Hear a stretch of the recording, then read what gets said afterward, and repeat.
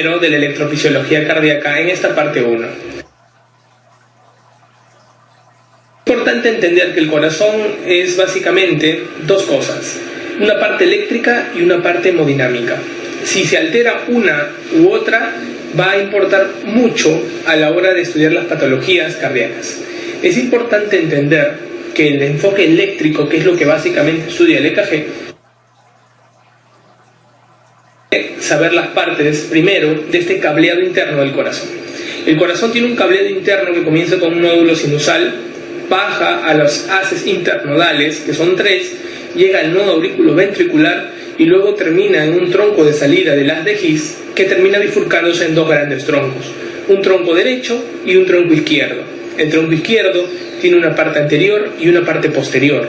Luego terminan en haces y esos haces van a terminar naciendo a las fibras de Purkinje que se van a esparcir por todo el espacio subendocárdico. Y de ello, de una manera tan ordenada, va a comenzar el impulso cardíaco desde el nodo sinusal hasta las fibras de Purkinje. Por eso es importante que interpretes un poco la velocidad de descarga de una onda tras otra.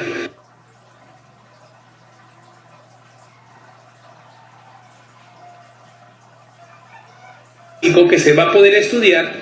Para ello vamos a tener que saber nosotros un poco el tiempo de retraso básico que se va a poder estudiar en algunos casos, como yo le digo, algunas estaciones. Por ejemplo, la aurícula se despolariza, llega al nodo auriculoventricular y hay un pequeño retraso. ¿Cuánto tiempo ese pequeño retraso se da en el nodo auriculoventricular? Aproximadamente 0,1 segundo. Ese 0,1 segundo le permite tener el llenado diastólico y permite que el ventrículo se pueda relajar y pueda llenarse de sangre antes de la siguiente contracción.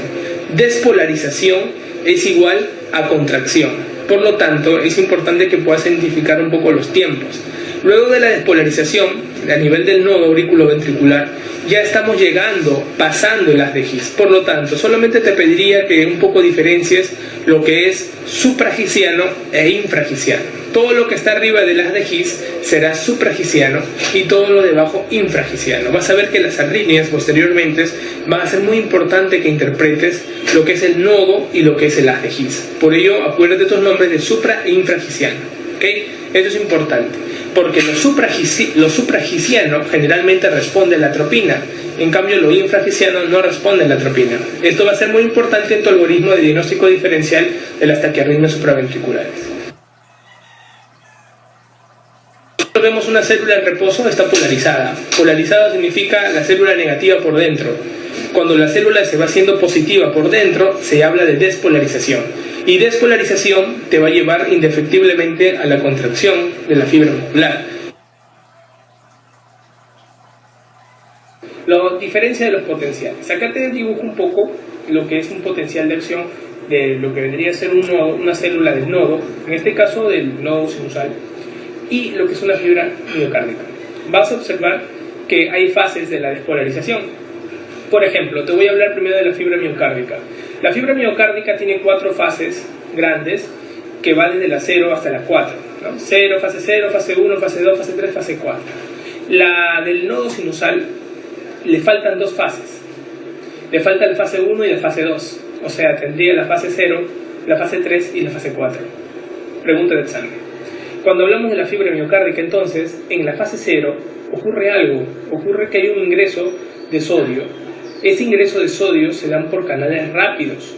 Estos canales rápidos van a permitir despolarizar la célula. Ingresa sodio, ingresa carga positiva dentro de la célula. ¿Y qué ocurre? Le quita esa polaridad normal que tenía de negativa a la célula y lo lleva hasta un punto positivo, a más 20 milivoltios. De menos 90 lo subió a más 20. Llega hasta ese punto cúspide y ¿qué ocurre? Ocurre una caída, un descenso, y es el inicio de la repolarización. Ese inicio es salida de potasio.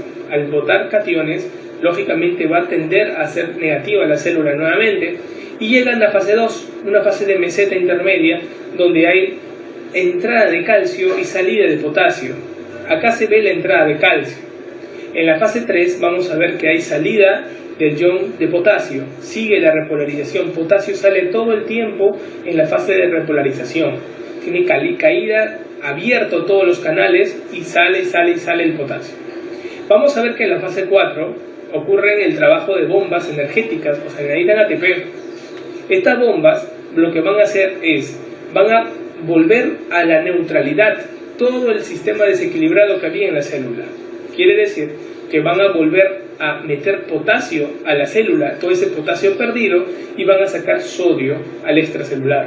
Acuérdate que intracelularmente tenemos como 10 miliequivalentes de sodio y afuera tenemos como 140. Por eso es que como va a ir contra gradiente, se necesita energía para luchar contra esa gradiente de concentración de sodio.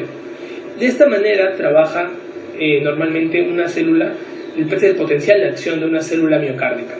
Cuando nosotros estudiamos la del nodo sinusal, la célula famosa de la automaticidad, vamos a ver nosotros que comienza todo con una fase 4.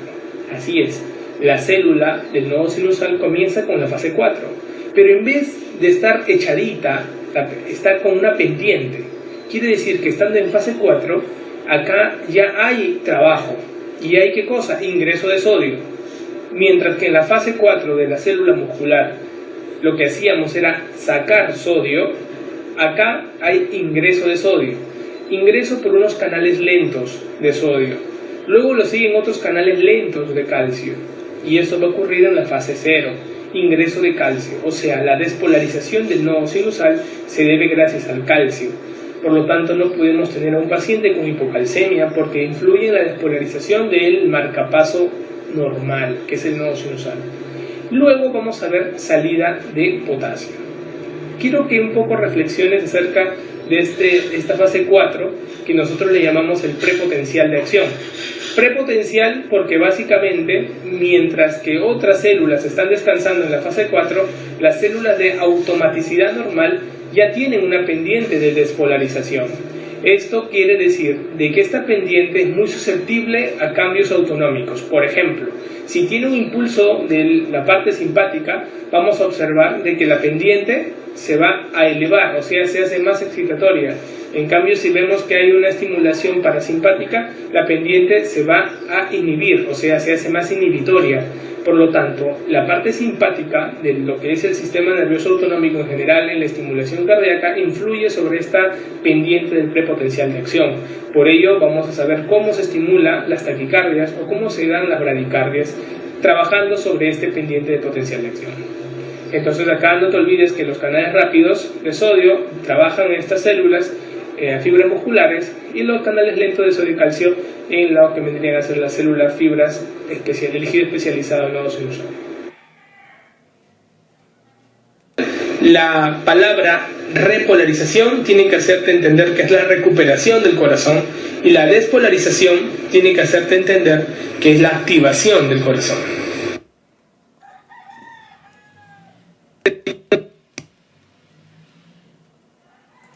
Acá vemos diferentes tipos de potenciales de acción. Vamos a ver los potenciales desde el nodo sinusal hasta la fibra de Purkinje. Cuando vemos el nodo sinusal tiene un potencial de descarga mayor que todas las demás. Por eso es el marcapaso biológico, porque su prepotencial de acción, su pendiente, es la más elevada comparado a las demás. Por eso tiene más frecuencia de descarga, entre 60 a 100. A diferencia del nodo, que tiene entre 50 y 60, o la fibra de Purkinje o de la de His, que tienen entre 40 a 40 en promedio, y la del Purkinje 25 incluso. Pero como uno no puede vivir con esas frecuencias, por eso es que el marcapaso natural y biológico es la del nodo sinusal. Y gracias a este prepotencial de acción que tiene una pendiente mayor. Por eso, cuando nosotros veamos en un paciente que hay frecuencias cardíacas entre 40 y entre 50, hay que sospechar de que probablemente no es el nodo sinusal, sino puede ser el nodo auriculoventricular o el haz de His quien están iniciando esta cascada de despolarización. Vemos, el marcapaso normal es el nodo sinusal, y los marcapasos ectópicos es el nodo auriculoventricular y las fibras de Purkinje. ¿Qué pasa si hay un bloqueo sinusal? Si tenemos un tejido fibrótico en el nodo sinusal, el corazón no es tonto, utiliza los otros generadores de impulso cardíaco, en este caso a una frecuencia cardíaca menor. Por ello, esas son las frecuencias que en promedio te las estamos proponiendo. El corazón, una forma para que la recuerdes, tiene esta mnemotecnia, ¿no? Batman excitado conduce drogado su auto cromado con inodoro ray luminoso. Batmotropismo es la excitabilidad cardíaca. Conducción es el drogmotropismo. Automatismo, como su nombre lo dice, auto. Cronotropismo, de frecuencia, viene con lo que es cromado. Inotropismo va con lo que es contracción miocárdica. Y luminiscencia va con lo que es relajación miocárdica. Esto es básico para que tú puedas interpretar las propiedades del corazón.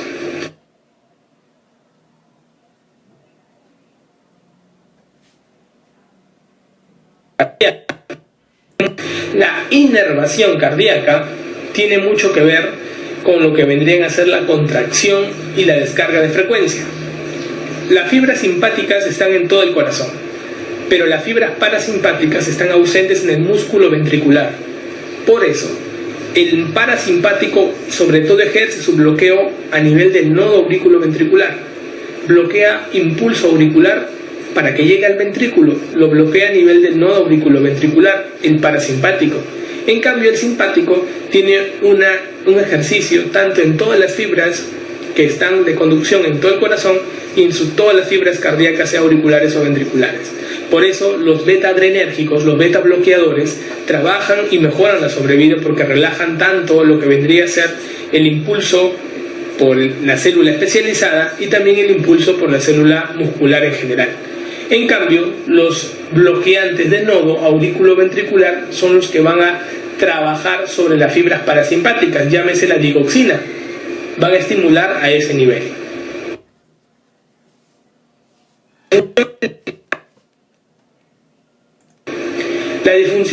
La difusión del impulso cardíaco, cuando uno lo quiere estudiar, básicamente, el EKG representa la suma de la actividad eléctrica de todas las células cardíacas.